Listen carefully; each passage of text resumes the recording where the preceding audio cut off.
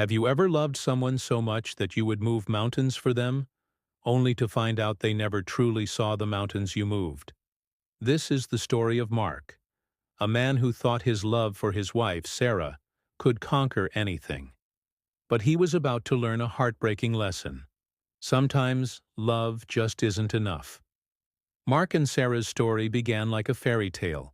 They met in college, a whirlwind of late-night study sessions, shared dreams and whispered promises under the campus oak tree. Mark was drawn to Sarah's vibrant spirit, her infectious laughter, and her ambitious dreams of becoming a successful art curator. He wasn't just in love with her, he was in awe of her.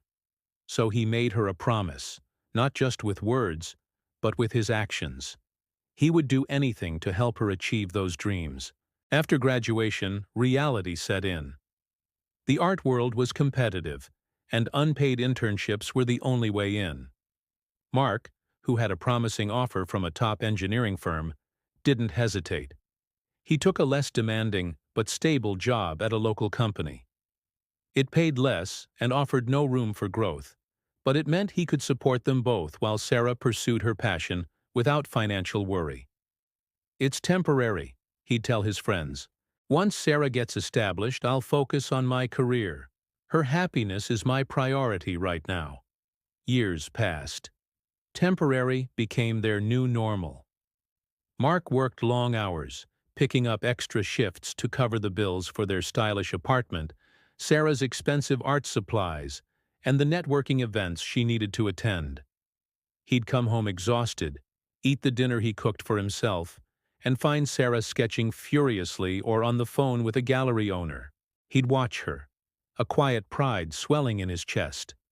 He was the foundation upon which she was building her empire.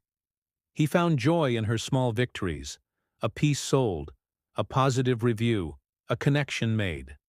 His own dreams were tucked away in a drawer, gathering dust, but he told himself it was worth it. Sarah, meanwhile, was flourishing. She was becoming the woman they both dreamed she would be. She was confident, well-connected, and her name was starting to generate a buzz in the local art scene. But as her world expanded, Mark's seemed to shrink. Their conversations, once filled with shared hopes, now revolved entirely around her career. Her deadlines, her frustrations, her triumphs. Mark became her sounding board, her financial backer, her live-in assistant. He packed her lunches, ironed her outfits for gallery openings, and listened patiently as she complained about the creative struggles he couldn't possibly understand. One evening, Sarah came home beaming. She had been offered a solo exhibition at a prestigious downtown gallery. This was it. The big break they had been working towards for nearly a decade. Mark was ecstatic. He hugged her tightly, tears welling in his eyes. "We did it, Sarah! We finally did it!" he exclaimed. Sarah pulled back slightly, a strange expression on her face. "Yes, I did it," she corrected gently. "But thank you for your support, Mark. It meant a lot." The word "we" had vanished from her vocabulary. Mark felt a small, sharp sting, but he quickly dismissed it. She was just excited. He had to be happy for her. The weeks leading up to the exhibition were a blur of activity. Sarah was barely home, spending all her time at the gallery with the curator, a charismatic and well-regarded artist named Julian. Mark heard his name constantly. "Julian thinks I should reframe this piece. Julian and I had the most amazing brainstorming session today. Julian understands my vision in a way no one else does." Mark tried to be involved, offering to help hang the paintings or run errands, but Sarah waved him off. "It's fine, Mark. Julian and his team have it under control. You wouldn't really know what to do." He felt like a stranger looking into his own life. He was proud of Sarah, immensely so, but he also felt a growing sense of emptiness. He had poured every ounce of his energy, his time, and his money into her dream, and now that it was a reality, there seemed to be no place for him in it. He was the scaffolding essential for the construction, but now that the building was complete, he was being dismantled and carted away. The night of the opening arrived. Mark put on his best suit, the one he hadn't worn in years. He felt a surge of pride as he walked into the packed gallery. Sarah's work was breathtaking, and she was the star of the show, glowing as she moved through the crowd, accepting praise and congratulations.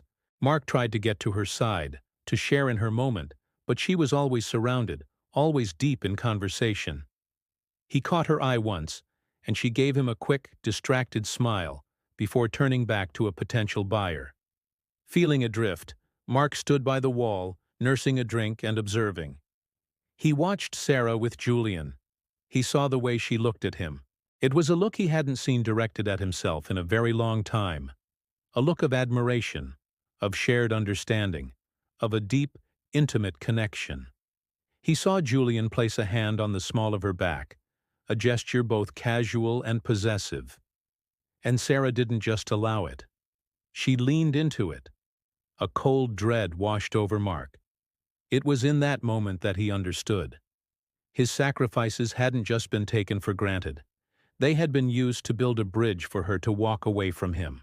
Later that night, the apartment was silent. The celebratory champagne Mark had bought sat unopened on the counter. When Sarah finally came home, long after the party had ended, the truth came out. There were no dramatic accusations, just a quiet, devastating confession. It had been going on for months. Julian got her. He shared her world, her passion. With him, she felt alive, seen, and inspired. "But what about us?" Mark asked, his voice barely a whisper. "What about everything I did for you? I gave up my career, my dreams. For this. For you." Sarah looked at him, and for the first time, there was no affection in her eyes, only a cold pity. "I never asked you to do that, Mark," she said, her voice flat. "That was your choice. I needed a partner, not a benefactor. I outgrew the life you built for me." Her words were the final blow. He had given up everything to keep her happy, and in the end, she had found her happiness in the arms of another. The foundation he had so carefully laid for her life had crumbled, and he was left standing in the ruins of his own.